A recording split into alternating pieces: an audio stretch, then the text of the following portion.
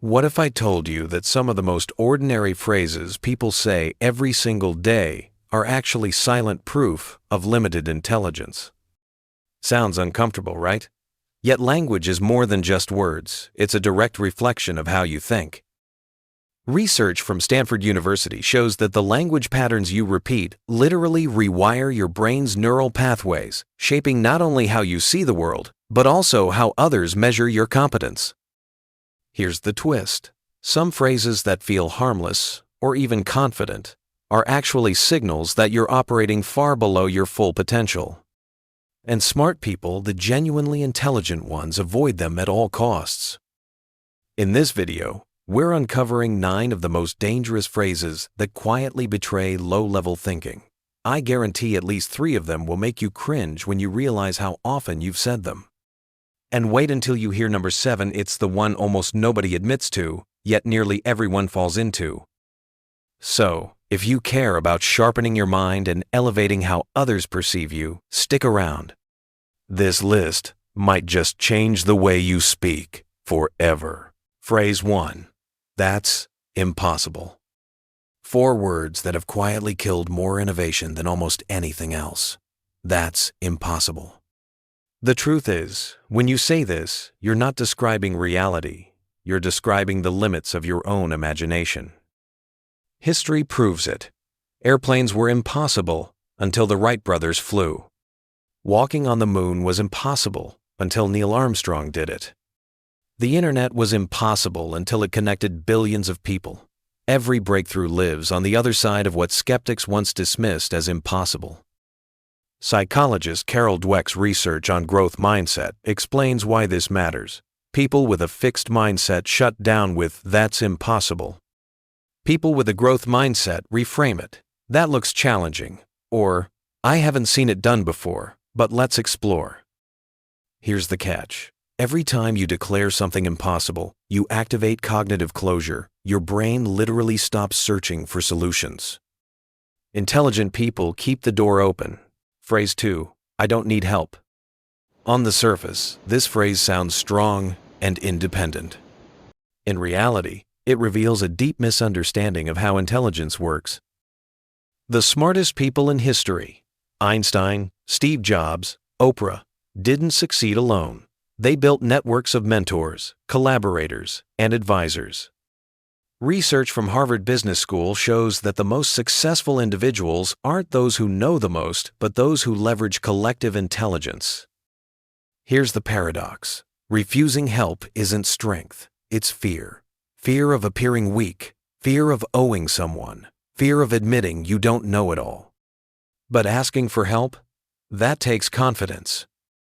Truly intelligent people reframe this phrase. Instead of, "I don't need help," they say, "I'd value your perspective," or "Can you double-check this?" That's not weakness, it's strategic vulnerability.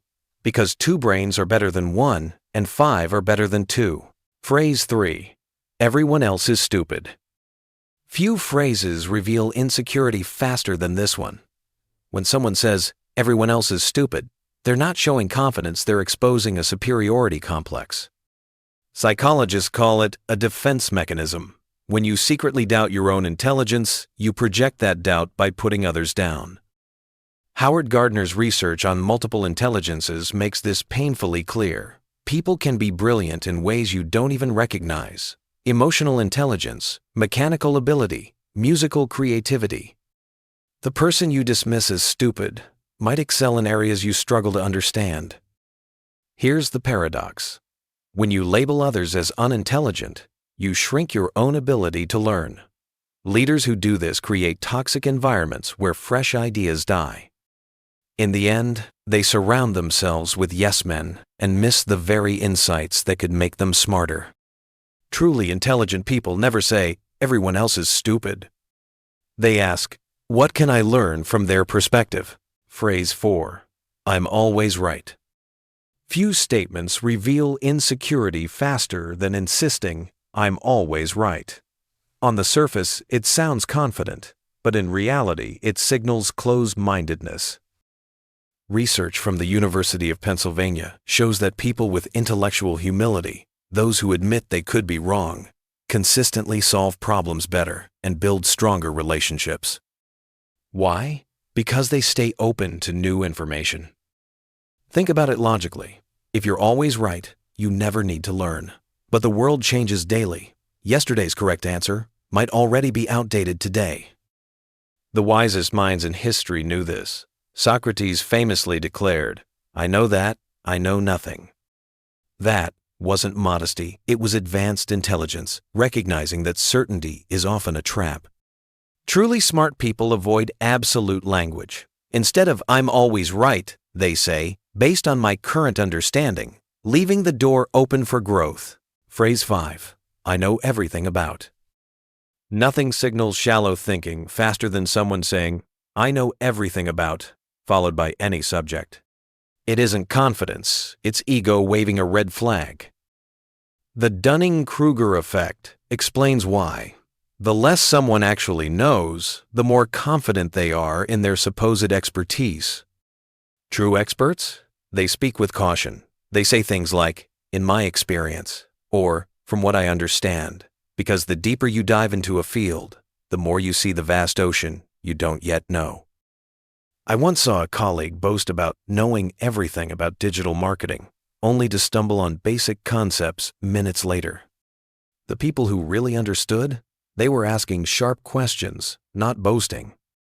Here's the paradox. If you truly know something, you don't need to announce it. Your insights speak louder than your claims. Phrase 6. I don't have time to learn. This phrase sounds practical, but it's one of the most self-defeating things you can say.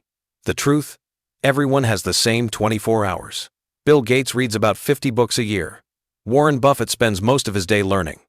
Oprah built an empire while constantly upgrading her skills. When you say, "I don't have time to learn," what you really mean is, learning isn't my priority.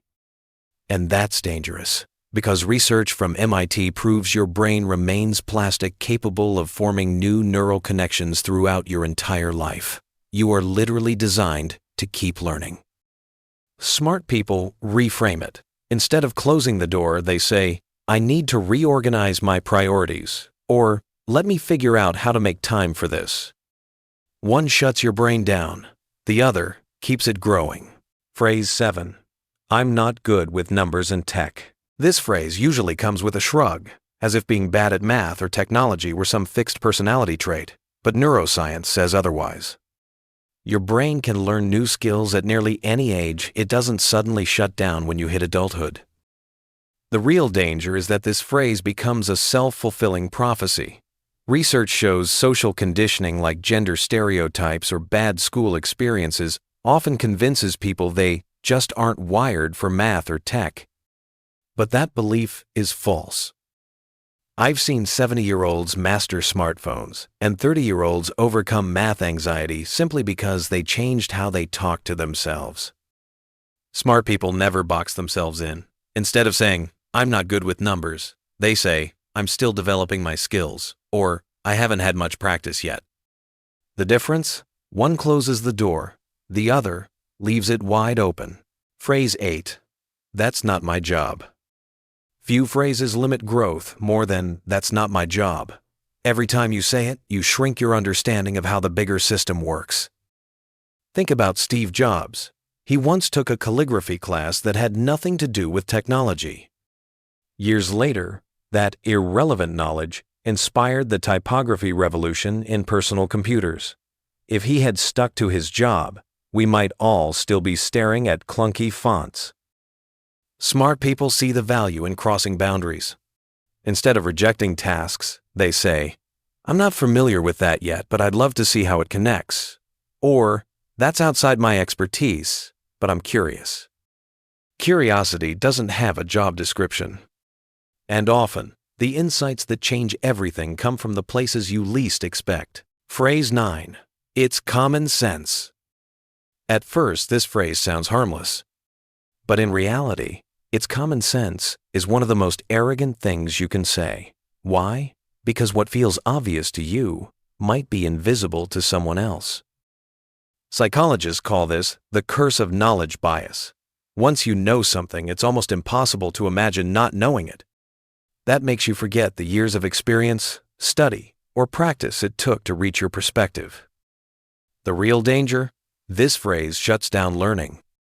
When someone asks a question and you dismiss them with, "It's common sense," you don't just answer, you shame their curiosity. Smart people know there's no such thing as universal common sense. Instead of mocking, they teach. They'll say, "Here's one way I think about it," or "This framework might help." Leaders don't dismiss, they elevate. What's obvious to you might be life-changing to someone else. Do you notice the pattern? Truly smart people don't use language that shuts doors. They stay curious, humble, and open. Intelligence isn't about proving you're the smartest in the room. It's about asking better questions and staying teachable. Every phrase you speak shapes the way your brain thinks. When you say, "That's impossible," your mind stops searching. When you say, "Everyone else is stupid," you block yourself from learning. When you dismiss with, "It's common sense," you kill curiosity in others. So here's your challenge. Over the next week, catch yourself using these phrases. Don't judge yourself harshly. Just notice, pause, and reframe. Replace, "I don't need help" with, "I'd love your perspective." Swap, "I'm not good at this" with, "I'm still learning."